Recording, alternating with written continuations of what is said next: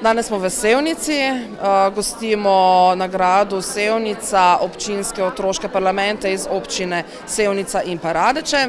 Danes je z nami 28 učencev vseh osnovnih šol teh dveh občin in že vre v bistvu taka vroča debata. Tema je letošnjih otroških parlamentov, tako kot v lanskem letu duševno zdravje mladih, otrok in mladih.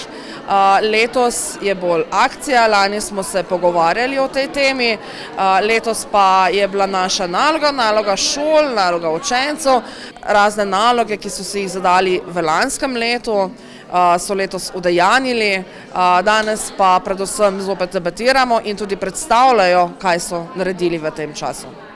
Otroški parlament v občini Sevnica in občini Radeče nekako skupaj povezuje otroke, mladostnike iz vseh osnovnih šol. Učenje demokracije, parlamentarizma, demokratičnih odnosov v družbi kot celoti je izredno pomembno. In na tak način mladi nekako spoznavajo demokratične procese in tudi obravnavajo teme, ki so za njih aktualne, ter spoznavajo svoje vrstnike v drugih okoljih, na drugih šolah, ter izmenjujejo stališča in mnenja.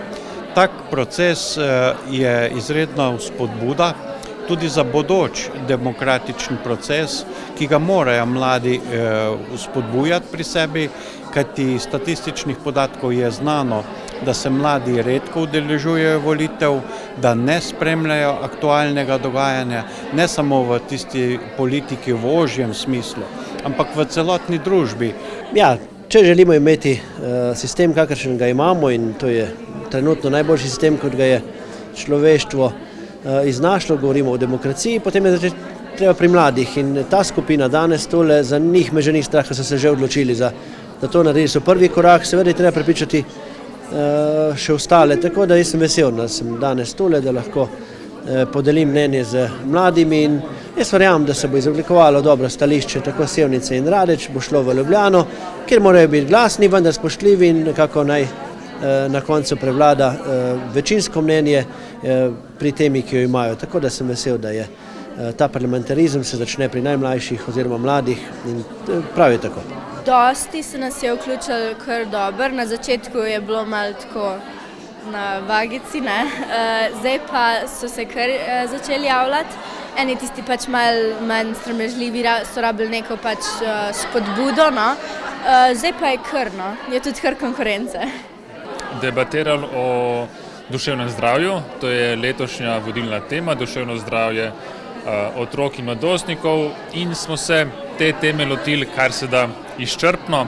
Smo z otroki jo predebatirali iz različnih zornih kotov, ugotavljali smo, kaj to duševno zdravje pravzaprav je, kako se kažejo razne težave, stiske v duševnem zdravju in kaj so tiste stvari, ki jih lahko sami naredimo za krepitev svojega dobrega počutja, kako se odzivati v primeru stisk in lahko pohvalim vse udeležence oziroma otroke, mladostnike.